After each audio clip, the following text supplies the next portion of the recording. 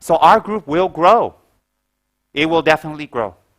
It will attract intellectuals, educated, smart, young, medium, and old people who want more than, thank you, Buddha, amen. Why? It doesn't work. It doesn't work at all. Our group are people who take responsibility for their life. Our group are people who don't mind being pointed that they are wrong. It may be painful, but somebody has to get to the disease and cauterize it and sterilize it and then put the treatment. And that's a very painful process. And that's why our group, you see, if I take on this, like every other priest or temple or monk or whatever, every Sunday just get together and have a Buddhist mass, read a little bit from the Lamrim, pass around the baskets for your donations on Sunday. You put your ang pao in there. If I do that every Sunday, I tell you you're wonderful, and Buddha blesses you and smiles at you, we're going to have a full congregation here. Our temple is going to be bursting. Why? Because you don't challenge anyone. And when you don't challenge anyone, is that spiritual? Is that spiritual? Is that real? That's why our group is a very difficult group to gel, difficult to attract, but it will attract, it will grow. And a lot of people run, a lot of people fight, a lot of people are scared of me. A lot of people resist me. I resist myself. You know why? It's not because our group is bad or disorganized or evil or stupid or not moving or not working, because we deal with the real issue. You think about what I say. You see, I'm not here to have millions of people and I'm the golden Buddha on the lotus and you have beautiful photography of me floating across the water. And then guess what? Look, that's the living Buddha from Tibet. He's a high incarnation, his 18th incarnation, blah, blah, blah, blah, blah, whatever. And if we do that, if you actually market me that way, we'll get a lot of people. If you market me the way I am marketed in Tibet and the way my lineage stands, we'll make a lot of money. We'll have a lot of people. We'll get a lot of donations. A lot. We'll get a lot of people send in things and they want blessings and all that stuff, Because I have what it takes to market it, the name, the background, the support. The whole Tibetan Buddhist pantheon and the hierarchy of support is behind me. I'm the real McCoy. I know it's sad, but yes, I'm the real McCoy, meaning the background and the lineage, the recognition from the lamas and the abbots in the monastery and His Holiness. I have the whole thing. But you see, if we market it that way, I sit in my pristine robes and I'm infallible.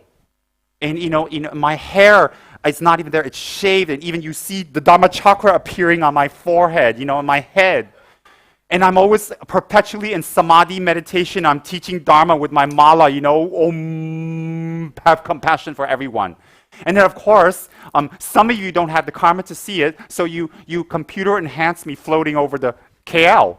Because you don't have karma to see me, but I can do that. I mean, if Maitreya can float, why can't you living Buddha float? So since we can't see it, let's just make that on computer. And we advertise because we're not lying, because he can do that. It's just we don't have the karma to see it, so we make everybody have the karma to see it. What's wrong with that? So if you do that, I have the name. If you go to Ganden, you say Tsem Rinpoche, they're not going to say, hey, we never heard of that. You can market all that. And I'll be big. I'll be famous. I'll be pristine. But I'm not. I'm not pristine. Yes, I've had many lifetimes. Maybe I had 15, 16, 17, 18 lifetimes of practice. But you have to understand, I've had another 200,000-300,000 lifetimes of no practice. So I may be a little better than you, that I can absorb Dharma better, but it doesn't mean I'm perfect. And I don't want to be marketed as perfect. I want to be one of the boys. I fall and make mistakes too. And so when I teach, I don't want to teach out of this experience from previous lives that, wow, Rinpoche is looking in the air, he must be looking at life number 3. It may be that. It may be that. But you know what? It doesn't apply to any of you. So what we need to do is we need to be on a basic level. What's that basic level? We are the same.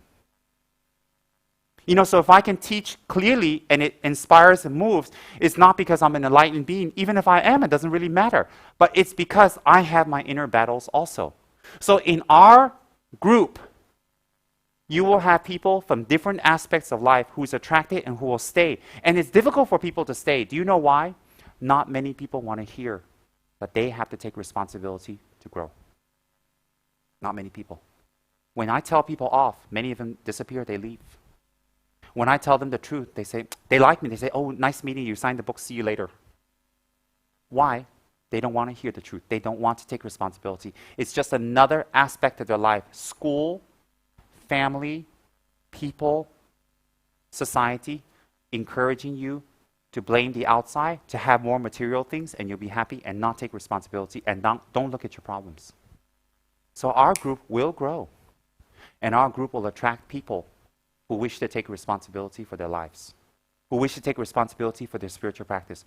So therefore, our little order here will not attract people who have not had the mindset of taking responsibility. In fact, those people who come and stay, they will be depressed, their mood will go up and down, they'll feel unhappy, they'll feel people are looking at them, they'll run, they'll hide, they'll come, they'll go.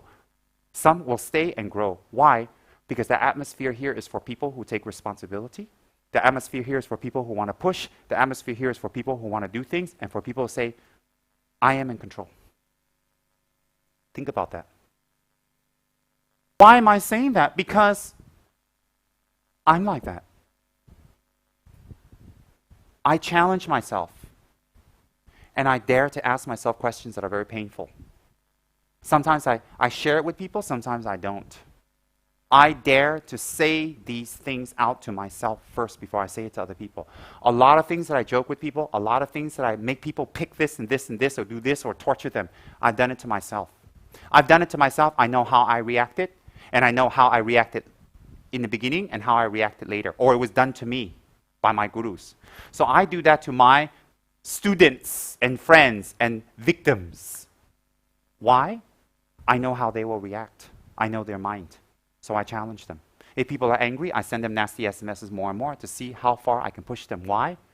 Then they will see how far they can go. And if they thank me, they're intelligent. If they're quiet, they go down. Why? These are questions we have to ask ourselves. So in my form of interpretation of Buddhism, there is miracles, there are signs, there are Buddhas, there are black tea, there are deities, there's the mysticism, there's exotic. But then we go down to the everyday, the real mystical part, when we see ourselves improving and something is moving inside. That is the real mystical part.